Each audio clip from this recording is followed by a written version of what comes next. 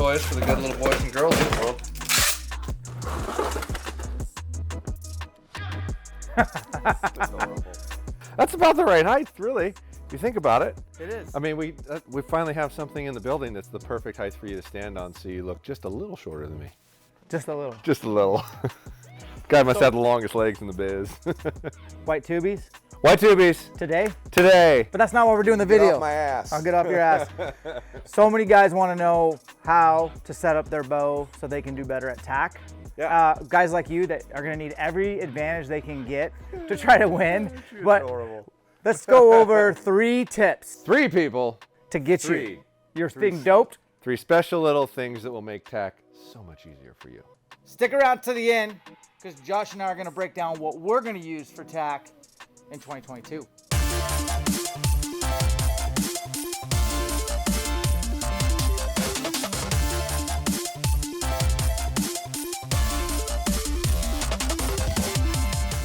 Tactify rule number 1. The number 1 thing you can do to help yourself out at tack. And I am saying number 1, most important. Shoot a lighter arrow, for God's sakes. You're not hunting with this thing. This is legit just long distance shooting. If you're going to shoot a long ways away, having a significantly lighter arrow allows you to shoot significantly farther. You still want a good amount of FOC. You still want that good downrange accuracy, but one of the lightest GPI arrows you can get per spine is definitely going to be the best way to go, whether that's an RIP Extreme Velocity or X Impact, because those are real light. There's a bunch of them out there that are super light GPI. I want to say Easton just came out with a Sonic 6.0, not super straight, but more price effective. If you're on a budget and don't want to spend a ton of money, Gold Tip Velocity Pros are on the lighter side of things and they're a little less expensive. You stick with more of those conventional diameters and you'll typically pay a little less for an arrow. But all in all, you're going to have a really hard time beating an RIP Extreme Velocity because that is the lightest GPI arrow. So if you're going to shoot long distance, that is the smartest arrow to use. So that's number 1. Tip number 2 for tackifying your bow for long distance archery, because that's really what we're doing here. Smaller vanes. As y'all know, I'm very much an advocate for helical, because it simply groups better and shoots tighter. If you want to gain distance, don't go away from the helical vane. Shoot a shorter, lower profile vane so there's simply less surface to catch, but still get that good spin on there. Whether it be AE Plastifletch Max 2-inch shield, 1 3/4 Mini Max, which looks like the Max Hunter vanes. Fletch makes a bunch of little ones. Tack vanes, obviously, but I have a hard time getting tack vanes to stick. So if you're going to get those, don't use the true helical jig. It doesn't work. The base is too skinny. It wants to fall into it. So avoid that one if you're using the big helical vane jig that we typically use. Boning makes small vanes, but get the profile down. You're not trying to steer a broadhead, and that's what all that profile's for.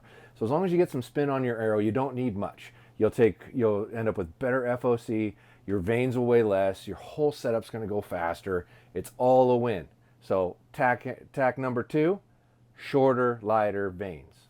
Tackify rule number 3 for all you folks out there using a multiple pin mover sight, which I would assume if that's the tournament that you're going to, you have a piece of equipment like that, whether it be a triple stack Fast Eddy, a multiple pin black gold side pin, Excel 3-pin, CBE, Vertex, whatever, you name it.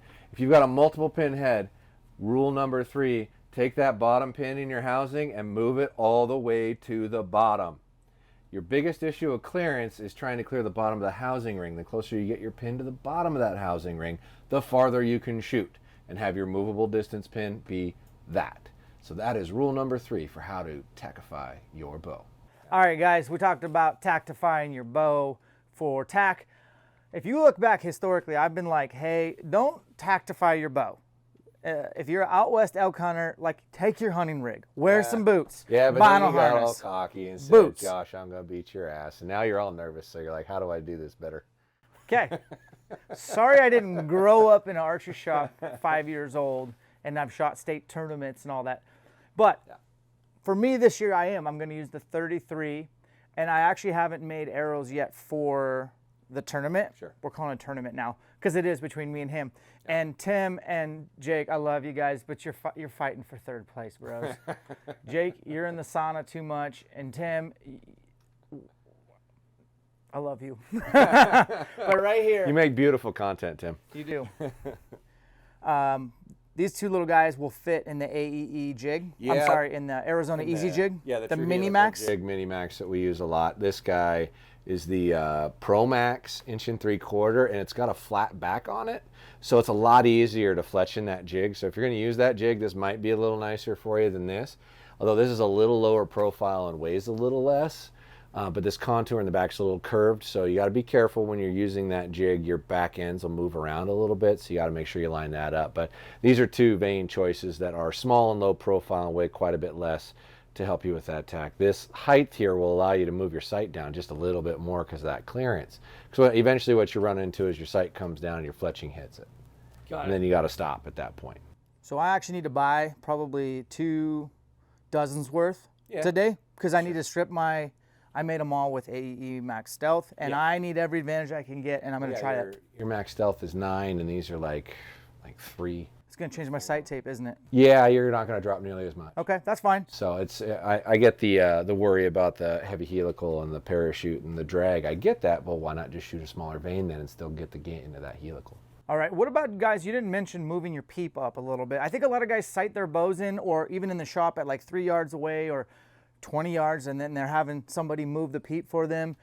Shouldn't they go out to like 50 yards and sight their move their peep in and dial it for 50? The ideal peep setting position is a very simple one. It's the middle of your adjustment range. So whatever you want to sight your bow in to. Let's say 120. If your goal is to sight it in at 120, you probably ought to figure out where 60 yards is and center that to be perfectly comfortable. Right. So when you're close, you're pushing into your string a little bit, and when you're far, you're lifting your head up a little bit, but you're in the middle of the range. And that's always where you're supposed to set your peep. It's just kind of hard to do when it's brand new and you haven't sighted it in yet.